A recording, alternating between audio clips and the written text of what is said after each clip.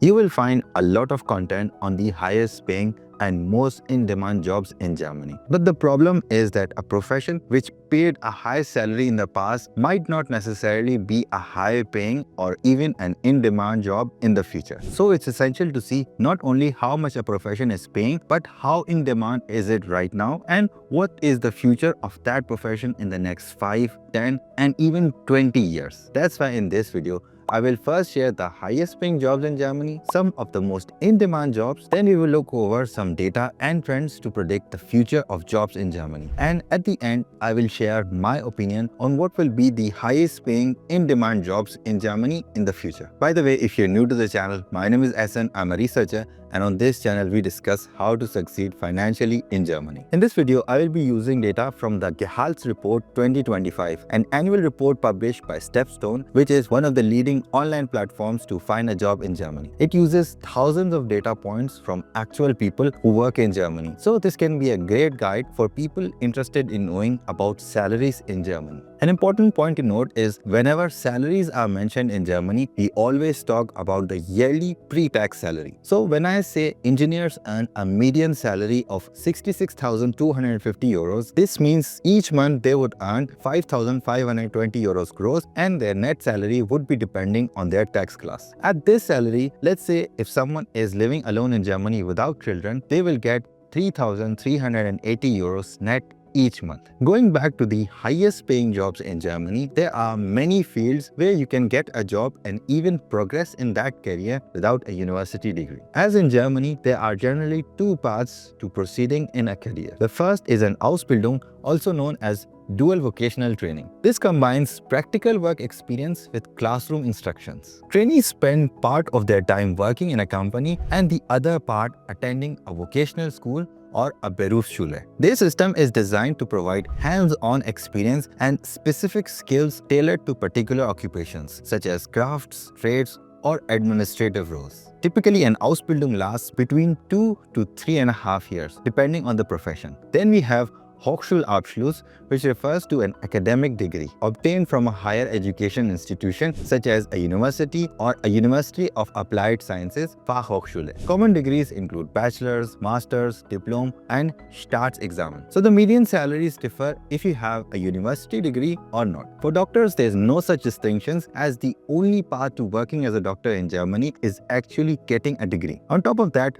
this is a regulated profession, meaning that you cannot simply come to Germany and start working as a doctor. You would first need to pass a technical language exam called Fachsprachprüfung, which is equivalent to C1 level, and then pass a license exam called Approbation in order to work as a doctor in Germany. Now, doctors in Germany earn a median salary of 98,750 euros per year. Senior doctors earn a median 130,000 euros per year. And if you decide to open your own private practice, you would be earning north of 200,000 euros each year. As a doctor, you would start with about 60,000 euros a year, and with about 6 to 10 years of experience, you would be earning a median salary of about 100,000 euros per year. Please hit the like button if you're getting value from this video and consider subscribing. Then we have banking and finance, with professionals having a university degree earn a median salary of 72,750 euros. Without a university degree, the median salary is 54,000 euros. In this field,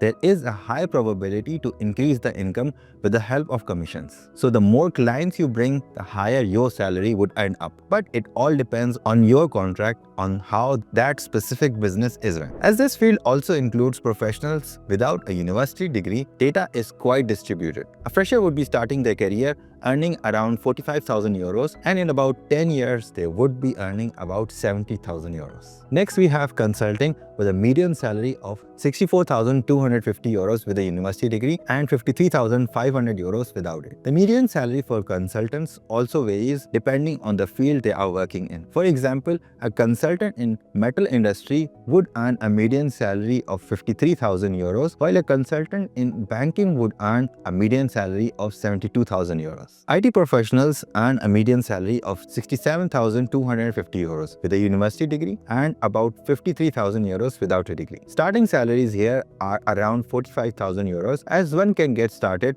with just a certification or attend technical training, and reaching 70,000 euros can take between 5 to 10 years. But if you are in a very specialized niche, for example in cybersecurity, AI, and blockchain development, your trajectory changes drastically. I'll discuss more about this later on in the video. Engineering professionals with a university degree earn a median salary of 66,250 euros and about 53,000 euros without a university degree. Here, a fresh graduate can start with a salary of about 50,000 euros. Reaching 70,000 would take between 6 to 10 years for most people. Now, these are just the median numbers, and we can always debate on specific cases getting way low or way higher salaries. But I think we must realize that there are realistic salaries and there are exceptional salaries. Someone you know who is a fresh graduate might get a starting salary of 70,000 euros. But this does not mean that every fresh graduate can expect such a package. On the flip side, if a colleague of yours got a 30,000 euros a year package,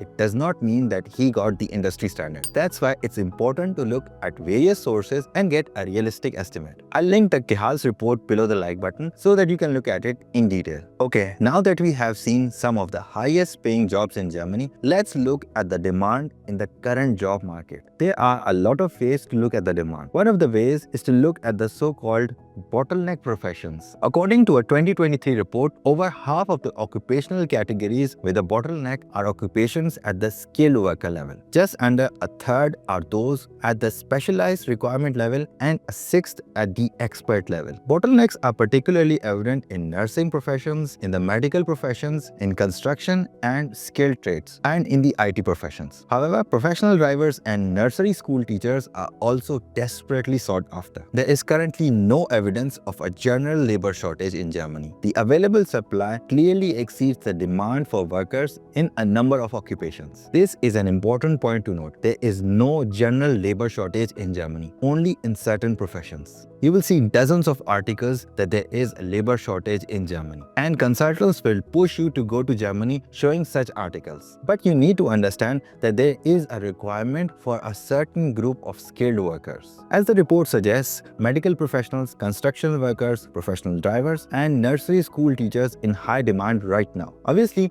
each profession has its own requirements, but that's a totally different thing. Most reports also include IT professionals and engineers in the bottleneck professions. Yes, there might have been a bottleneck in these professions in the past, but right now, specifically due to the current economic situation and the developments in AI, a lot of junior positions have either been made redundant or have been put on hold due to the economy. Now, I'm not discouraging anyone. I am simply stating that you should not blindly follow anyone and do your own due diligence. I know many situations where struggling to find a job is exponentially better than staying in that specific situation. I totally understand. Coming back to bottleneck professions in Germany, we can use statistics from the Department of Labor to look at professions and see what is actually in demand right now. You can go to this website and look at the professions, their overall rating, vacancy period, job seeker to job ratio, and assess whether your profession is actually in demand in Germany right now. For example, jobs in the meat processing seem to be in a high bottleneck with high vacancy periods, low job seeker to job ratio, meaning that there are more jobs than applicants, and the average wage development is also high. You can have a look at this and get a specific data based on your profession and compare regions as well. Another interesting thing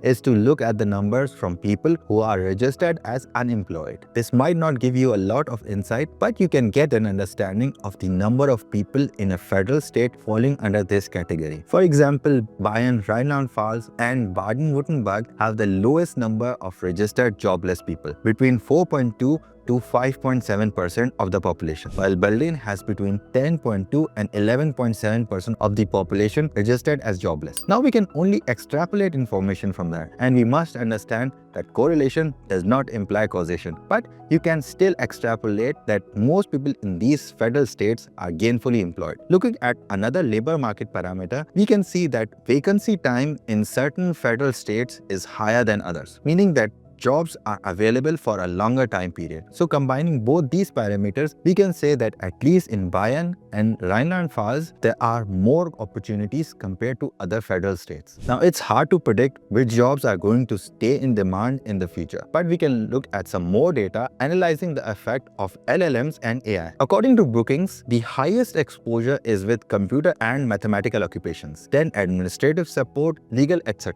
So the lower the percentage, the higher the chances of your job not being affected by LLMs and AI. A paper published by people involved at OpenAI investigates the implications of LLMs and the US labor market. We can see here that certain professions do have an extremely high exposure to LLMs. Looking at this data, you might get scared to whether your profession would still exist in the next 10 or so years. That fear is not unnatural, but there are a few professions that might not have huge implications with that innovation. Remember one thing, your job will not be replaced by AI. It will be replaced by someone who knows how to use AI. So make sure that if your profession is affected by AI, you learn how to use it to your advantage. So what do I think about the job market and potentially what jobs will be in demand in the future? In my opinion, almost all technical skills like electrical work, plumbing, and construction are safe for the foreseeable future. So are medical and care professions. Software engineers, IT workers, and most similar jobs are at risk if you do not use AI and LLMs to your advantage. The highest paid employees, in my opinion, would be people in any profession who know how to take advantage of AI and use it to save time and resources. If you are someone who's looking for a job in Germany, I think this video is definitely going to help you out. And in this video, I share